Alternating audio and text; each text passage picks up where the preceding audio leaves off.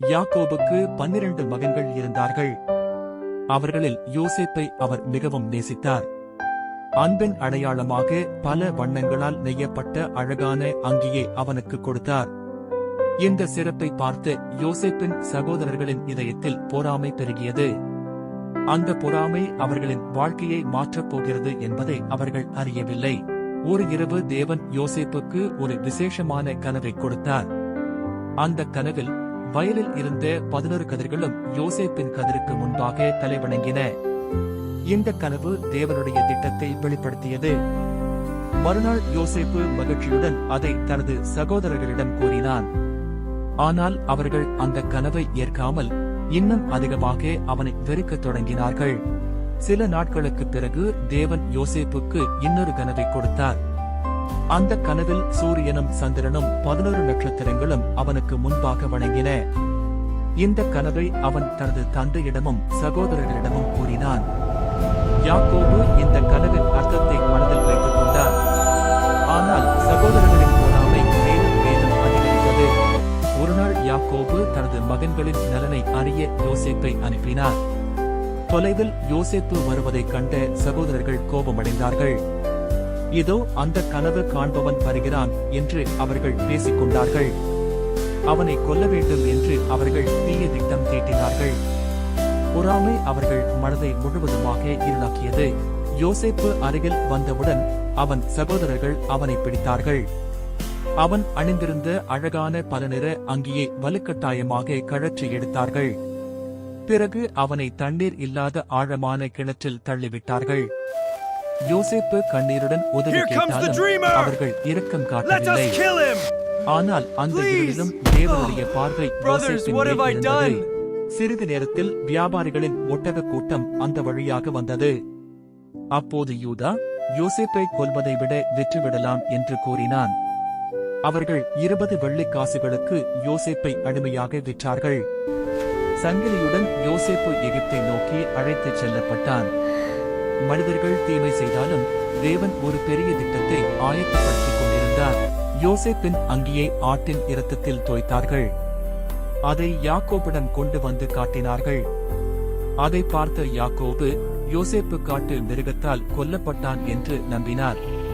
தன் அன்பு மகனை இழந்த துயரத்தில் அவர் கதறி அழுதார்.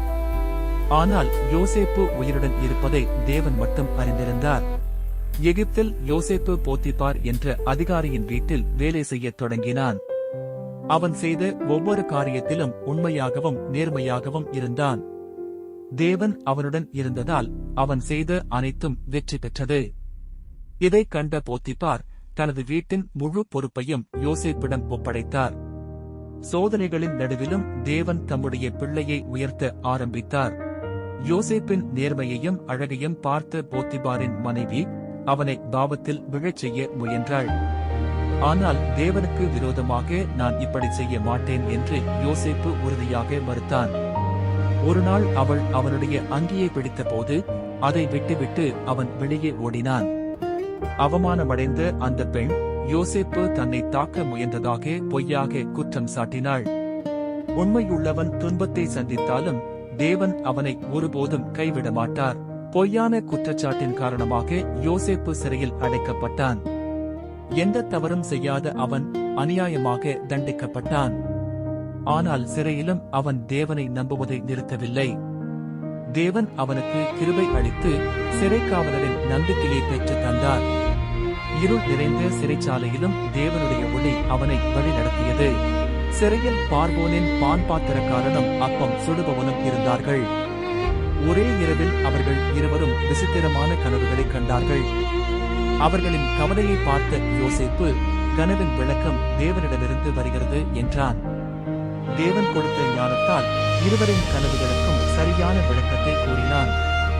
அவன் சொன்னபடியே சில நாட்களில் அனைத்தும் நடந்தது. சில காலத்திற்கு பிறகு பார்வோன் யாராலும் விளக்க முடியாத 2 கனவுகளை கண்டான். அப்போது பானபாத்திரக்காரன் யோசேப்பை நினைவு கூர்ந்து பார்வோனிடம் கூறினான். உடனே யோசேப்பு சிறையிலிருந்து அரண்மனைக்கு அழைக்கப்பட்டான். தேவன் கொடுத்த ஞானத்தால் 7 வளமான ஆண்டுகளும் அதன் பின் 7 பஞ்ச ஆண்டுகளும் வரும் என்று விளக்கினான். பார்வோன் யோசேப்பின் ஞானத்தை பார்த்து மிகவும் ஆச்சரியமடைந்தான். யோசேப்பின் ஞானத்தையும் தேவன் அவனுடன் இருப்பதையும் பார்த்து பார்வோன் மிகவும் ஆச்சரியமடைந்தான். உன்னை போன்ற ஞானமுள்ள மனிதன் வேறு யாரும் இல்லை என்று கூறி எகிப்து நாட்டின் ஆளுநராக அவனை நியமித்தான். அரச முத்திரை மோதிரத்தை அவன் கையில் அணிவித்தான்.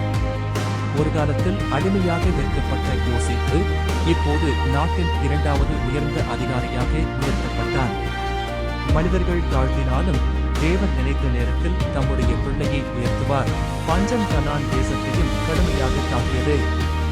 உணவு வாங்குவதற்காக யோசேப்பின் சகோதரர்கள் எகிப்திற்கு வந்தார்கள். அவர்கள் யோசேப்பை அடையாளம் காணவில்லை.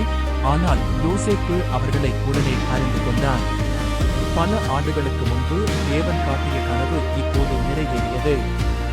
தேவன் கூறும் வார்த்தைகள் ஒருபோதும் தோல்வியடையாது என்பதை இந்த நிகழ்வு வெளிப்படுத்தியது. யோசேப்பு தங்கள் சகோதரர்களை அன்போடு அணைத்துக் கொண்டு அவர்களை முழு மனதுடன் மன்னித்தான்.